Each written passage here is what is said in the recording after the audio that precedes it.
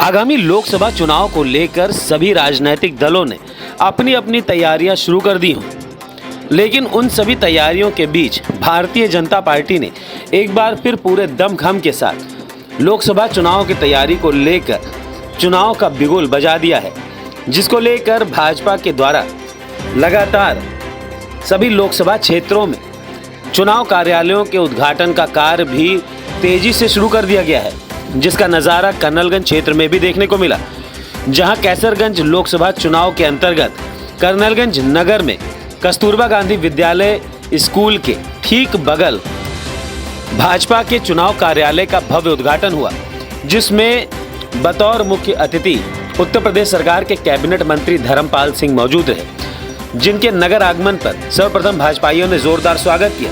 जिसके बाद कैबिनेट मंत्री धर्मपाल सिंह ने दीप प्रज्वलित कर भगवान श्री राम के चित्र पर पुष्पमाला अर्पित कर उनका आशीर्वाद लिया। कार्यक्रम के दौरान मुख्य अतिथि व कैबिनेट मंत्री धर्मपाल सिंह का भाजपा के जिला अध्यक्ष, चेयरमैन प्रतिनिधि तथा भाजपा के क्षेत्रीय वरिष्ठ पदाधिकारियों ने फूल मालाओं के साथ उनका जोरदार स्वागत किया। सभी कार्यकर्ताओं ने पुष्पगुच्छ तथा फूलों की माला पहनाकर उन्हें सम्मानित किया। जिसके बाद कार्यक्रम को आगे बढ़ाते हुए नए चुनाव कार्यालय का उद्घाटन कैबिनेट मंत्री धर्मपाल सिंह के द्वारा कराया गया। चुनाव कार्यालय के उद्घाटन के दौरान कैबिनेट मंत्री व कार्यक्रम के मुख्य अतिथि धर्मपाल सिंह ने सबसे पहले नारियल तोड़कर कार्यक्रम का शुभारंभ किया, जिसके बाद फीता काटकर उन्होंने नए कार्यालय का भव्य शुभारंभ करते हुए भाजपा की जीत का बिगुल भी बजाया।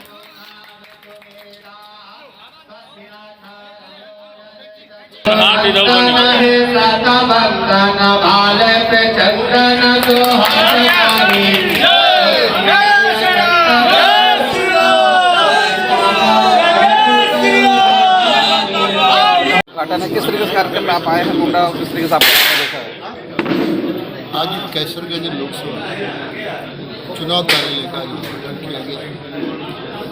भारतीय जनता पार्टी कार्यकर्ताओं के माध्यम से चुनाव मजबूती के साथ जीतना चाहती है और उसी परंपरा में आज ये उद्घाटन किया गया है, क्योंकि आप लोग सर्वविदित थे, देश की जनता मोदी जी के साथ खड़ी है, भारतीय जनता पार्टी के साथ खड़ी है, इसलिए देश आगे बढ़ा है। इस नाते से उत्तर प्रदेश 80 लोकसभाएं भारतीय जनता पार्टी के पक्ष में प्रचंड बहुमत से जीत रही हैं। उत्तर प्रदेश की जनता ने माननीय मोदी जी का नेतृत्व स्वीकार कर लिया है, क्योंकि माननीय मोदी जी को का नेतृत्व दुनिया ने स्वीकार किया है। आज देश आर्थिक दृष्टि से, सामरिक दृष्टि से मजबूत है, इसलिए 2024 के चुनाव में प्रचंड बहुमत से माननीय मोदी जी लोकसभा कर सरकार। जिस तरीके से राहुल गांधी की न्याय यात्रा निकले, कितना असर डाल पाएगी लगता है कि आपको आगामी चुनाव में?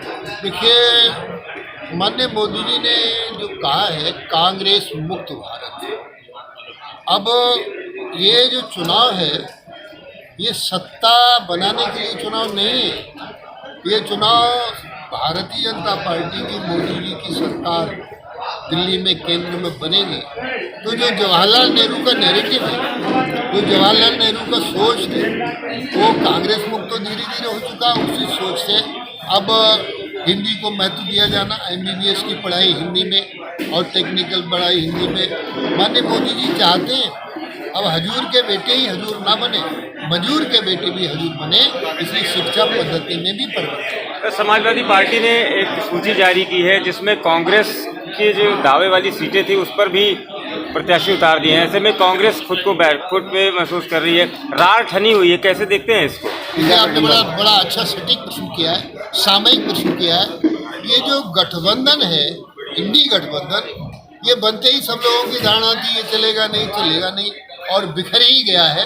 और ये जो सपा बसपा कांग्रेस ये सब छिन्न भिन्न हो गई है। अब मैंने कहा कि देश मोदी जी के साथ खड़ा है, देश भारतीय जनता पार्टी के साथ खड़ा है, इसलिए देश आगे बढ़ा। जिस तरीके से ज्ञान व्यापी पे कल निर्णय है, कैसे देखते हैं इसको? को आप पूजा सूख के लिए हो गया निर्णय? बहुत अच्छे निर्णय। देखिए, कहने में मुझे कोई गुरेज नहीं है। मुगल शासन काल आया था तो उन्होंने हिंदुओं के सारे मंदिर तोड़वा दिए। अब मोदी शासन काल आया है, जो हिंदुओं के मंदिर तोड़वाए गए वो बनवाए जा रहे हैं, इसमें कोई दिक्कत होनी भी नहीं चाहिए। अब 70 साल तक राम जन्मभूमि का मुकदमा चलेगा, 30 साल तक ज्ञानवापी का चलाया कि मुस्लिम। देखिए, बार बार ये लोग कहते हैं कि भारतीय जनता पार्टी तुष्टीकरण की राजनीति करती है, मुसलमानों के खिलाफ राजनीति करती है। भारतीय जनता पार्टी किसी के खिलाफ राजनीति नहीं करती है। भारतीय जनता पार्टी राष्ट्रवाद की राजनीति करती है। पहले ये लोग कहते थे कि हमें न्योता नहीं दिया, अब न्योता दे दिया तो हम जाएंगे नहीं। क्यों नहीं जाएंगे?